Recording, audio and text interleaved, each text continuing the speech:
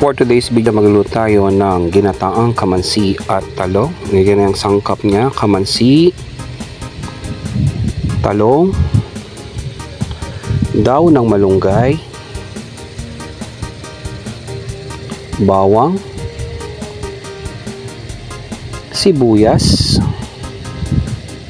seasoning, tanglad or luya, at siling berde at dilis. Syempre ang ating kakanggata, baka naman kokomama.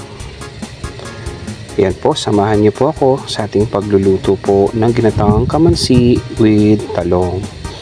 Syempre daw ng malunggay.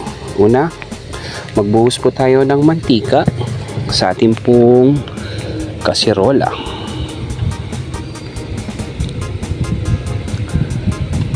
Susunod po natin, pag mainit na ang mantika, ilalagay na po natin ang bawang. Ayahan lang natin na maluto at maging kulay brown ang ating bawang, para syempre lalong magbigay aroma at bango at sarap sa ating pong ginataang kamansi at talong. Susunod po natin ay ang sibuyas.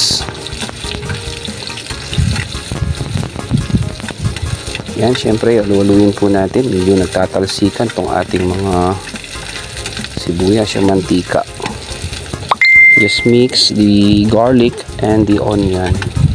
Sunod po natin ay ang luya at yung pong tanglad.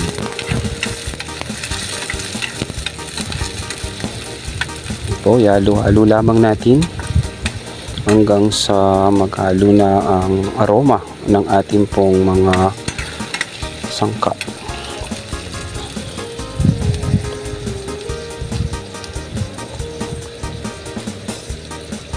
At isusunod natin, dagdagan natin ng, o bigyan po natin ng patis. Ang bigay lasa din po sa ating pong ginataang kamansi at talong.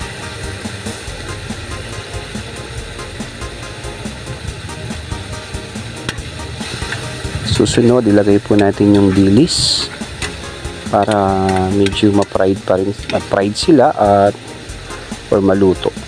At yung lasa po ng dilis ay magbigay flavor po sa ating ginataan.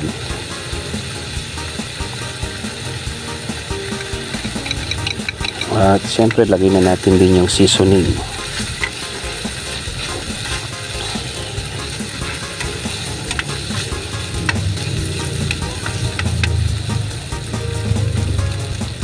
Halu-haluhin at idagdag na natin ang ating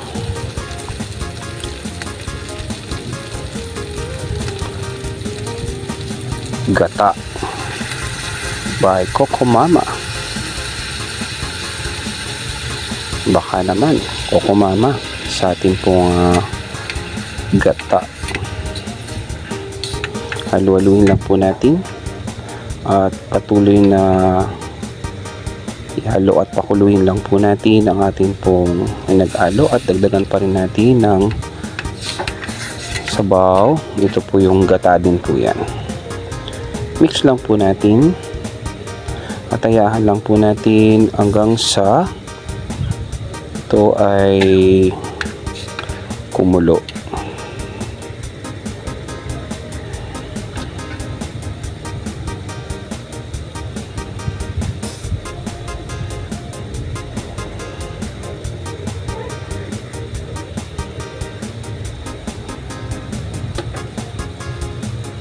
Ayan, kumukulo na. Paglipas lamang ng mga 1 minuto hanggang 2 minuto. Dagdagan na natin ng another na sangkap, pampalasa. Yan ang asin. Kayaan lang muna po natin kumulo hanggang sa magmantika ang ating pong gata at idagdag na po natin yung ating kamansi. Yung kamansi po natin, iwa-iwahin lamang po natin sa maliit na piraso.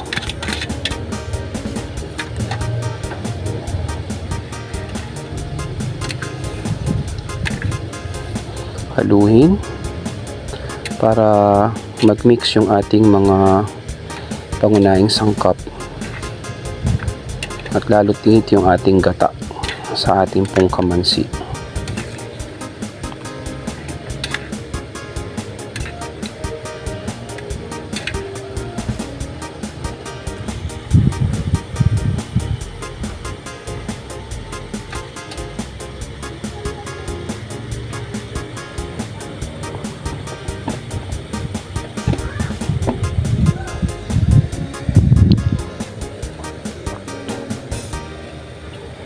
Hintayin lamang po natin kumulo ng ilang minuto.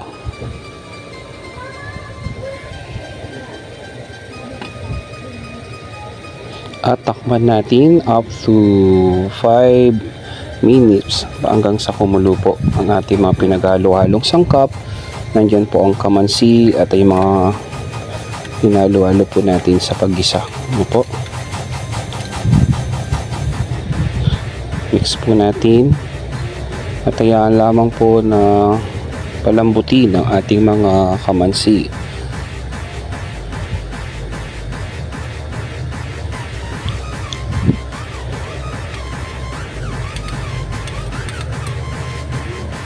Sunod na natin dito ang talong. I-mix din po natin sa atin pong kamansi na may gata sa mga ginisa po natin unang mga sangkap.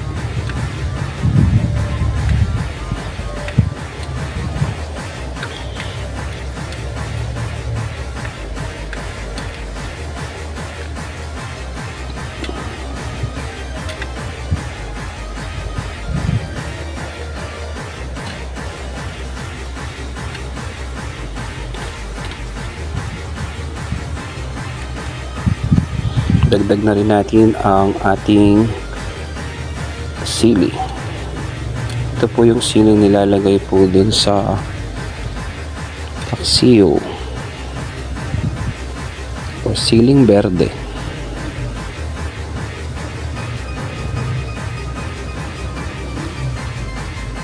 Takpan muna natin hanggang kumulo.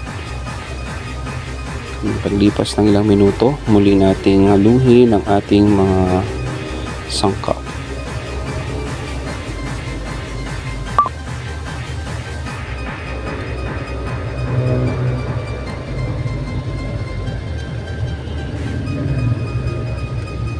Ihalo natin to hanggang lumambot yung ating mga gulay.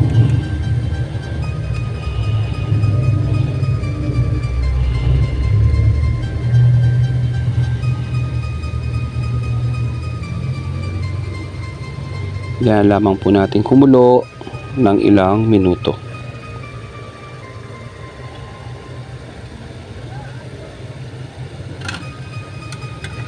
Minsan pa, takpan muna natin ulit ng minuto para lumambot yung ating mga gulay. Ayan. Medyo malambot na. Mukhang masarap na. Kumukulo pa lang, no? At malambot na yung ating mga gulay. Medyo mas lang natin ng konti or durugin ng konti para mas makita natin yung texture na malambot po yung ating mga gulay. Nandyan po yung talong at yung kamansi.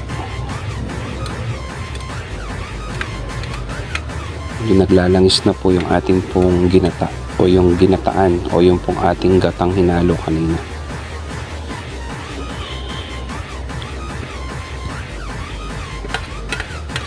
At idagdag na po natin ang dahon ng malunggay, ang masustansyang berdeng gulay. Ang malunggay, baw.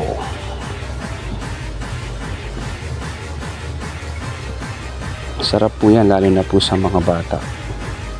Yan na dapat natin pakain sa ating mga anak, itong mga masusustansyang gulay upang mapanatilihin na sila'y malusog. Ito po recipe na to, murang-mura lang po yung gastos natin dyan. No? Mura lang po yung kamansi, talong, at syempre yung gulay ay kuha lang po natin yan sa likod bahay. Yan, nagkahalo-halo na. Mukhang masarap na, no? Ang ating Kapampangan, lupang manyaman. Pero talagang manyaman. When you say the word manyaman, masarap. Lutong Kapampangan.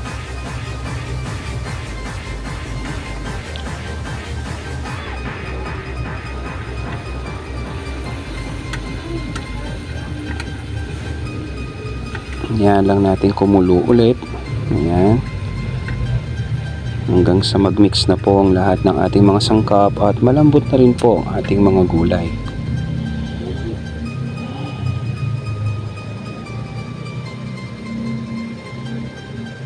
At sa part na to, ayan, luto na. Lalagay na natin sa plato o sa ating pong lalagyan. Ito na po ang ating finished product, ang ginataang kamansi at talong with dahon ng malunggay. Sarap. Manyaman, abe. Lutong Kapampangan. Ano, talagang naglalangis po yung ating pong gata.